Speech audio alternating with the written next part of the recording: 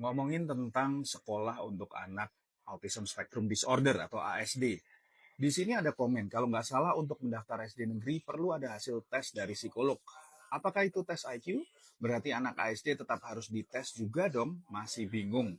Nah, kalau kita lihat, sebetulnya SD negeri itu setahu saya, itu nggak perlu hasil tes dari psikolog secara keseluruhan. Tetapi kalau ada beberapa sekolah yang secara spesifik dia ada peraturan sendiri, peraturan tambahan, harus ada hasil tes dari psikolog, yaitu lain ceritanya. Jadi kalau kita bicara tentang strateginya, terus ngapain? Ya pilih SD negeri yang lain. Pilih SD negeri yang tidak memerlukan hasil tes dari psikolog. Kalau itu menurut saya ya. Lalu yang kedua adalah begini. Kalau kita mau memasukkan anak ke SD, dan kita tahu anak kita ada di spektrum autism, pertanyaannya adalah, buat apa tujuan kita masukin anak ke SD itu kan untuk supaya anak bisa belajar.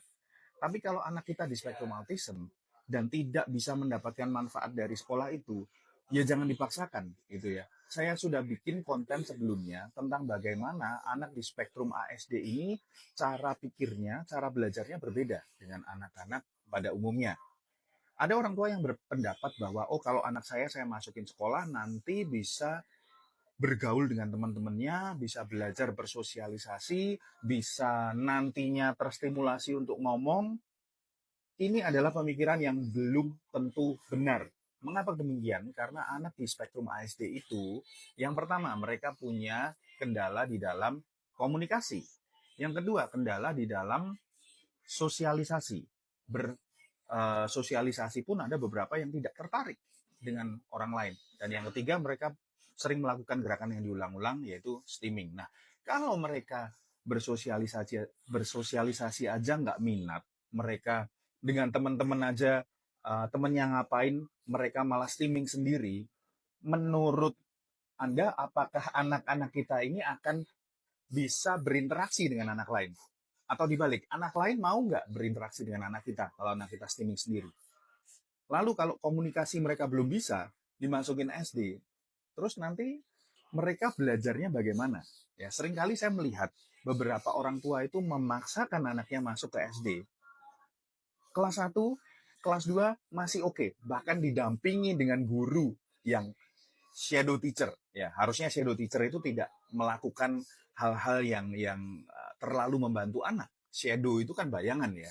Tapi saya akan bahas ini di video lainnya. Tapi kembali lagi ke poin, memaksakan anak masuk SD kelas 1, kelas 2, habis itu bingung. Kenapa? Karena ketika naik ke kelas 3, pelajaran jadi lebih sulit, anaknya dirasa semakin mengganggu di kelas. Nah, ini adalah hal yang kebalik.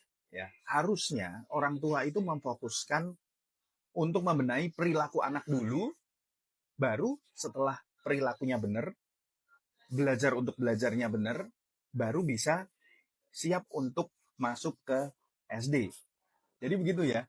Jadi sebetulnya anak ASD tetap harus dites juga atau enggak, itu tergantung kita maunya apa. Kalau kita cuma mau formalitas, cuma mau anak kita masukin SD karena terpaksa atau ikut-ikutan, kan semua orang juga seperti itu. Nah, anak Anda, ayah bunda, anak Anda itu nggak seperti semua orang. Anak di spektrum autism itu tidak seperti semua orang. Ya, jadi kita harus smart juga.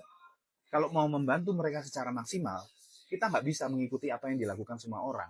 Kita harus punya plan yang disesuaikan untuk pendidikan anak kita, bukan seperti anak-anak lain gitu. Jadi nomor satu itu harus perilakunya dulu diatasi. Saya juga sudah ada bahas beberapa di YouTube saya tentang bagaimana cara mengatasi perilaku anak. Dan kalau mau belajar, anak itu harus perilakunya dan learning how to learn atau belajar untuk belajarnya itu harus siap. Kalau nggak siap untuk belajar, mau diajarin apapun, mereka stimming, ya sudah masuk telinga kiri, keluar telinga kanan, akhirnya buang waktu, buang tenaga, buang uang, dan kasihan anaknya. Gitu ya. Jadi nggak usah bingung. Anak ASD kalau di tes IQ, saya juga sudah bahas di video sebelumnya, bahwa tes IQ itu percuma. Menurut saya ya, menurut saya tuh tes IQ di anak ASD itu percuma. Karena IQ itu terkait dengan kemampuan bahasa dan kemampuan logikanya.